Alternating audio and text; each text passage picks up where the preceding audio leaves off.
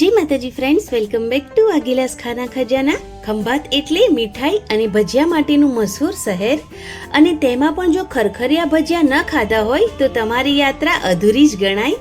પણ તમને હવે ખંભાત જવાની બિલકુલ જરૂરત નથી. હું મનીષા અને મારા કિચનમાં તમારું સ્વાગત કરું છું. આ ભજીયામાંથી ક્રિસ્પી અવાજ એટલે કે ખરખરનો અવાજ આવતો હોવાથી આ ભજીયાનું નામ પડ્યું છે ખરખરિયા.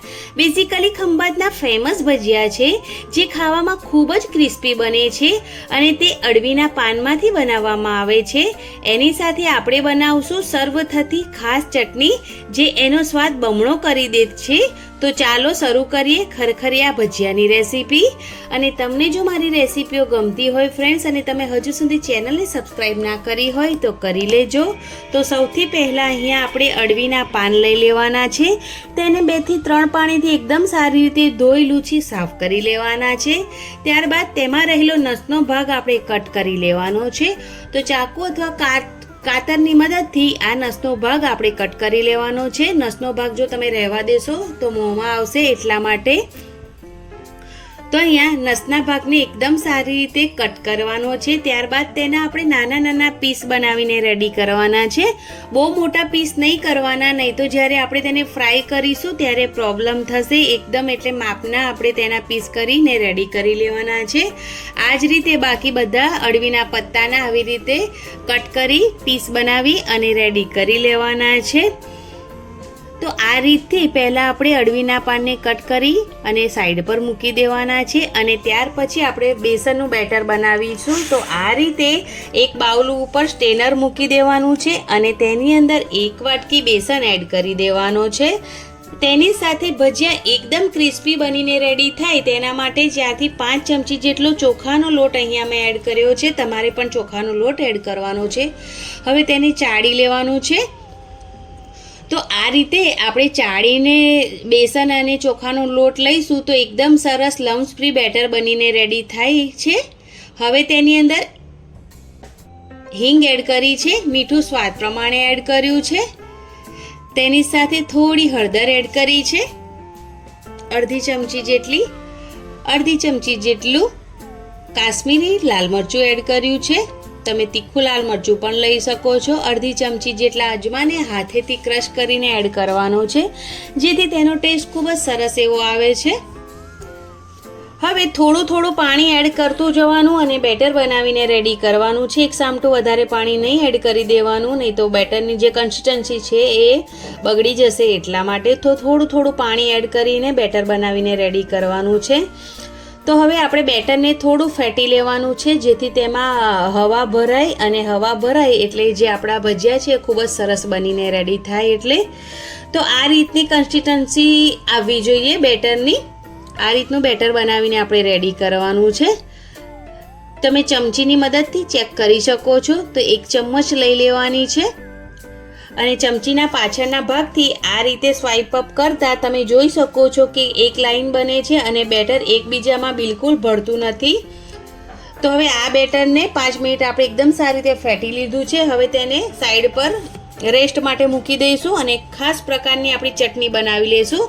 તો અહીંયા મેં 3 ચમચી બેસનને ચાળીને લીધો છે.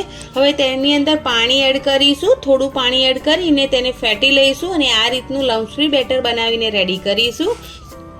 હવે તેમાં 1 ગ્લાસ પાણી એડ કરશું એટલે આ રીતનું બેટર બનીને રેડી થઈ જશે. હવે આ બેટરને આપણે સાઈડ પર મૂકી દઈશું અને વઘાર રેડી કરીશું. તો અહીંયા ગેસ પર મેં કઢાઈ મૂકી દીધી છે.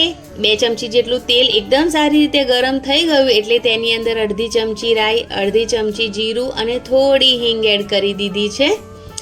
બધી જ વસ્તુ એકદમ સારી રીતે ક્રેકલ થઈ જવા દેવાની. એકદમ સારી રીતે બધી જ વસ્તુ ક્રેકલ થઈ જાય એટલે તેની અંદર અહીંયા મેં આદુ ખમણીને એડ કર્યું છે. તેની સાથે લીલા મરચાં અને મીઠા લીમડાના પાન એડ કર્યા છે. તેને પણ એકદમ સારી રીતે મિક્સ કરી લઈશું. ગેસની ફ્લેમ અહીંયા મીડિયમ જ છે. આ એડ કરવાથી સુગંધ અને સોડમ બંને ખૂબ જ સરસ એવા આવે છે. તો ચટણી ખૂબ જ સરસ દેખાય એના માટે અહીંયા અડધી ચમચી જેટલી હળદર એડ કરી છે. તેને પણ એકદમ સારી રીતે મિક્સ કરી લઈશું. અને હવે વઘાર બળી ના જાય તેના માટે તમે અહીંયા થોડું પાણી પણ એડ કરી શકો છો. હવે જે આપણે બેટર બનાવીને રેડી કર્યું છે તેને ફરી એકવાર મિક્સ કરી લેવાનું, જેથી બેસન તળિયે ચોંટી ના જાય, અને તેને પણ એડ કરી દેવાનું. અને હવે જરૂર લાગે તે પ્રમાણે આપણે પાણી એડ કરવાનું છે અને તેને મિક્સ કરી લેવાનું છે જ્યાં સુધી એક ઉભરો ના આવી જાય ત્યાં સુધી. આ ચટણી ખૂબ જ જલ્દી તૈયાર થઈ જાય છે, વધારે ટાઈમ નથી લાગતો. તો અહીંયા એકદમ સારી રીતે આપણે જે બેસનનો ગોળ છે તેને મિક્સ કરી લીધો છે. હવે સ્વાદ પ્રમાણે આપણે મીઠું એડ કરી દેવાનું છે અને ફરી એકવાર તેને એકદમ સારી રીતે આપણે મિક્સ કરી લેવાનું છે. તો અહીંયા ખૂબ જ સરસ એવો બોઇલ આવી ગયો છે. તો અહીંયા 1 થી 2 ચમચી જેટલી મેં ખાંડ એડ કરી છે. ખાંડ તમે તમારા મુજબ જેટલું તમે ગળ્યું ખાતા હોય એ પ્રમાણે તમે ખાંડ એડ કરી શકો છો. તો ખાંડને એકદમ સારી રીતે આપણે મિક્સ કરી લેવાની છે. હવે બોઇલ આવી ગયો છે તો અહીંયા મેં 2 ચમચી જેટલું મોડું દહીં એડ કર્યું છે. તમે તેની જગ્યા પર લીંબુનો રસ પણ એડ કરી શકો છો. હવે એકદમ સારી રીતે મોડા દહીંને પણ મિક્સ કરી લેવાનું છે અને ગેસની જે ફ્લેમ છે તેને આપણે બંધ કરી દેવાની છે. ખૂબ સરસ એવી ચટણી બનીને રેડી થઈ ગઈ છે. તમે તેને ફાફડા, ભજીયા કે ગમે તેની સાથે ખાઈ શકો છો. જો આ રીતે એકવાર આ ચટણી બનાવીને રાખી લેશો તો જો ચટણી બનીને રેડી થઈ ગઈ છે તો તેને એક બાઉલમાં આપણે ટ્રાન્સફર કરી લેવાની છે અને હવે ચટણીને આપણે સાઈડ પર મૂકી દઈશું અને જે બેટર છે તેને ચેક કરી લઈએ. તો બેટરને ખૂબ સરસ એવો રેસ્ટ મળી ગયો છે. તો ફરી તેને થોડા સેકન્ડ માટે ફેટી લેવાનું છે જેથી તેમાં હવા ભરાય એટલા માટે. હવે અહીંયા મેં તેલ ગરમ કરવા માટે મૂકી દીધું છે. તો હવે જે આપણે અળવીના પાન કટ કરીને રાખ્યા છે તેને આપણે ડીપ કરવાના છે.